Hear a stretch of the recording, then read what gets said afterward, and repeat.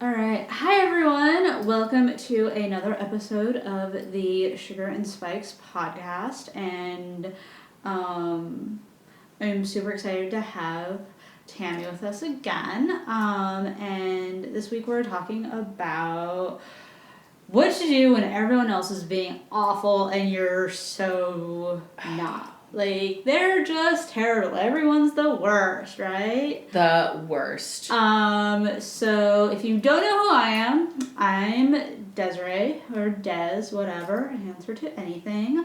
I run DesireeW.com, run the Ms. NBA blog for a while, and then moved on to doing other content stuff, like this podcast, which I'm super excited about.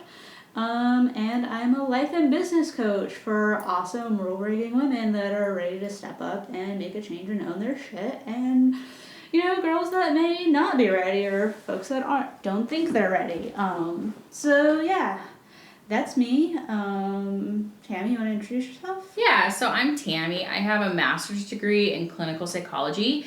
I also have an MBA, so I have some business know-how, some business background. I'm currently working on my doctorate in clinical psychology. I'm almost done with that, thank goodness. It's been a long, long road. But yeah, so I helped us with kind of all the science behind the skills and making sure that, not making sure, but collaborating with her so that we develop things that are grounded in science and not just this worked for me one time, so now I'm gonna push it out to the world. There is some value in that and science. That was really, aside from, when I started the coaching thing and putting stuff out there for everyone, one thing that I really saw as being necessary was, evidence-based practices that were accessible, non-threatening, but still, rooted in good stuff. Mm-hmm. And like I said, evidence-based science, and not just someone thought of it and now we're calling it good and going forward with it. That kind of stuff can be dangerous. It can be, absolutely. So everything that I do, I put out for you guys, that we do together is evidence-based. That's why she's around. That's why we work together. And yeah, a little bit more with my background. I was in mental health for almost 10 years. I worked residential. Kids to middle-aged adults, and then I also was in startup culture for a few years. Worked for a creative consulting firm in Portland before I moved out to Indiana. So we're both coming at this with a really strong background in all of our, both fields. Mm-hmm. And with that, we've both definitely had days where everyone's just been the worst, and why? Why can't people get their shit together? Right? I know. You're come on, people, right? And it's not you. You know it's not you. It can't be. Right? Yeah. No way. I had about 3 months where that was kind of my experience going into work at a previous job. It got to the point where going into work was more energy than actually being at work. Yeah, it makes you dread work. Yeah. Right? Because, the interpersonal stuff, and even if you're an entrepreneur, interpersonal relationships and communicating and just dealing with someone besides yourself takes so much energy, especially when the person's just being, terrible. Well, yeah, and when you think about it, right, we can choose the people in our personal lives, mm-hmm. right? I choose my friends, I choose my partner, right? I mean, family, a little bit of a different story. Mm-hmm. And in business, no one's going to quit because you don't get along with your coworker. That might be a very extreme example, but if I don't get along with Des isn't going to quit just because I don't get along with her. You have to find a way to work together. Yeah. That's just the way business is. And I think a lot of times, that gets neglected and you just push through, and it could have been the most awesome job in the world and something you were totally stoked to start, and by the end of it you don't want to go in, you can't stand it. And a lot of that has to do with not having good interpersonal relationships with your coworkers, with your boss, and, you know, people that you deal with on a daily basis. Yeah, and that was my experience a while ago. Was I was in this job that was absolutely amazing, loved it, and then after the shininess of the new wore off, I was in this situation where I was having really awful and awkward conversations with a superior in the organization, and I found myself not being able to like say what I wanted to say, even when I was hearing things that made like my internal like feminist and stuff just like blow up and rage. Like I couldn't do that. Right. And that, like, Tammy and I were working together and stuff during that time, and she saw how that just, like, bred worse shit. Oh my God, it just sucks your soul. This is something that, like, I've lived and processed, so it's something that's super close to me, and I'm really kind of stoked that we're talking about this, because I know that everyone eventually deals with this. Mm-hmm. And it could lead to you quitting your dream job. Mm-hmm. I say, like, no one's gonna quit. You might quit, but like, I almost quit. Yeah.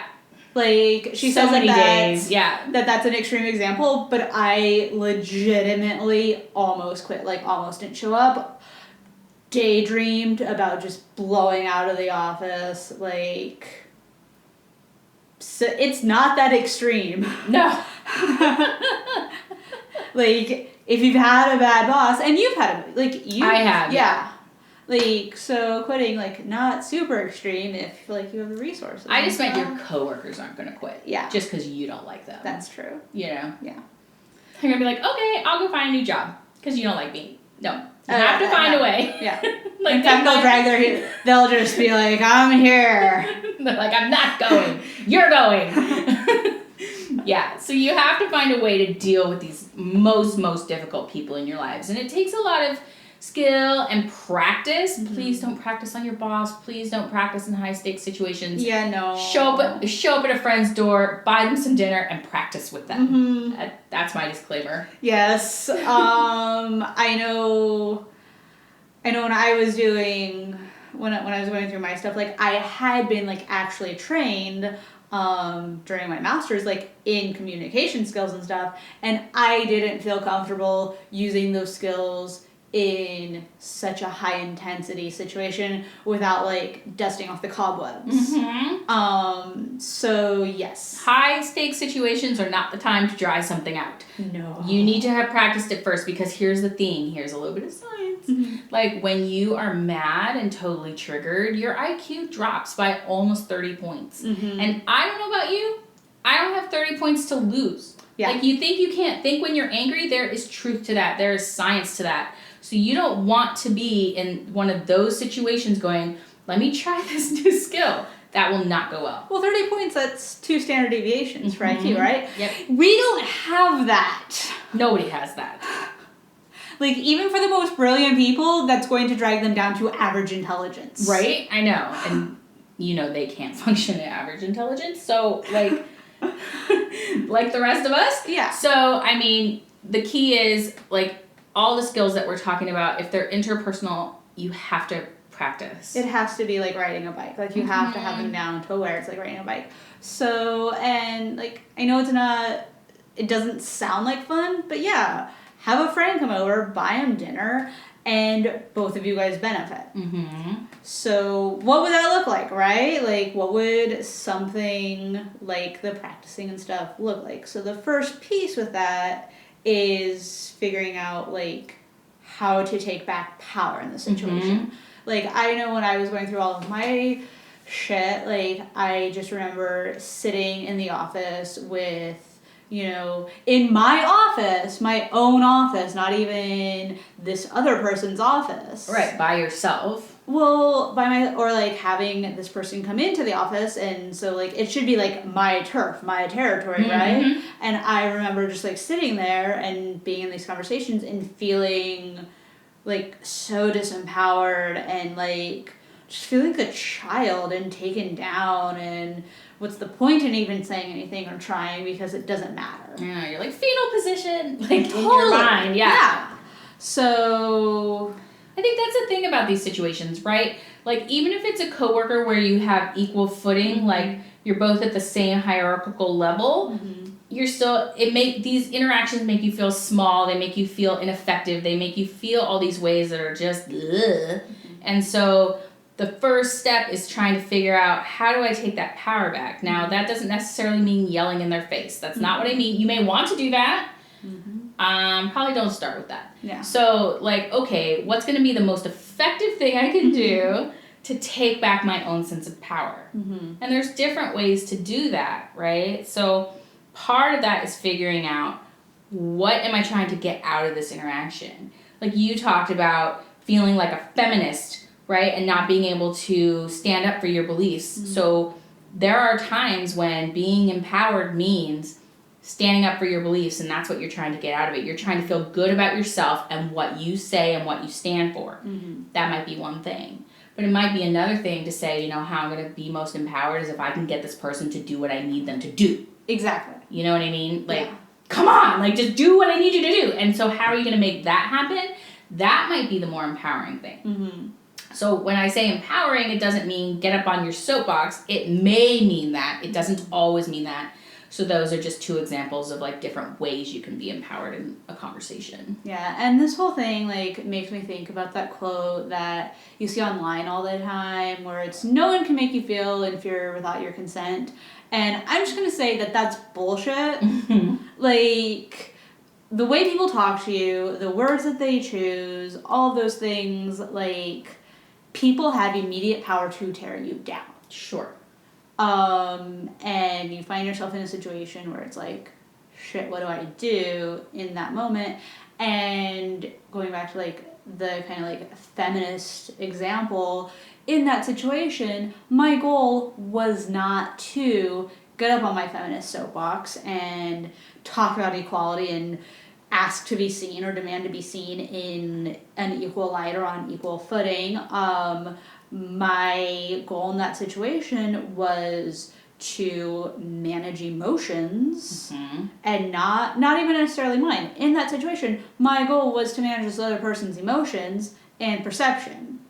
Okay. Like, so then I had to take those actions of navigating the situation in order to kind of come out of everything where I could just move on and do what needed to be done. Yeah. Like, it was pure damage control. You know, and that's a totally valid thing to pick. And I still, like, kept my power in the situation because I knew what the ultimate goal was. Yeah. I mean, I think that's a really good example. Now, if you guys are all thinking this sounds really complicated, it is complicated. There's hard. no way we can cover it all in 15 minutes. Yeah. So what Des and I did is we put together a workbook that's all about this, because interpersonal situations and how to deal with them are so specific, and there's so many different paths you can go down that trying to cover it all in a 15-minute conversation is just not going to happen. But these are like the first 2 steps. Yeah. These will kind of get you on that path. It's thinking about, how can I be empowered and what am I trying to get out of this? Maybe it's just to move on. Like, can we just let it go already? Like, I'm done with this. And then figuring out how to make it end, make it stop, and move on. Yeah. Right? So, yeah. Yeah. It's finding your power where you can find it sometimes in those situations. If you want the workbook, we are going to have it free. And that's available on DesireeW.com. So there's an opt-in. You'll just give us your email address because we love you and want to send you more free things. So go on there. It'll be under the freebie tab. If you like this podcast, like the other podcasts, like what we're doing, go ahead and leave us a review. Subscribe, do all those good things that help us in the algorithms. We would really appreciate that. And you can keep up with me and everything that Tammy are doing together on the social media, Facebook, Instagram, Twitter. I'm Des W. Ms. MBA, and she tags along on my social media. Yep. So that's us, and thanks so much for listening, and go out there and be super empowered. You can do it. Yes. Okay. Bye.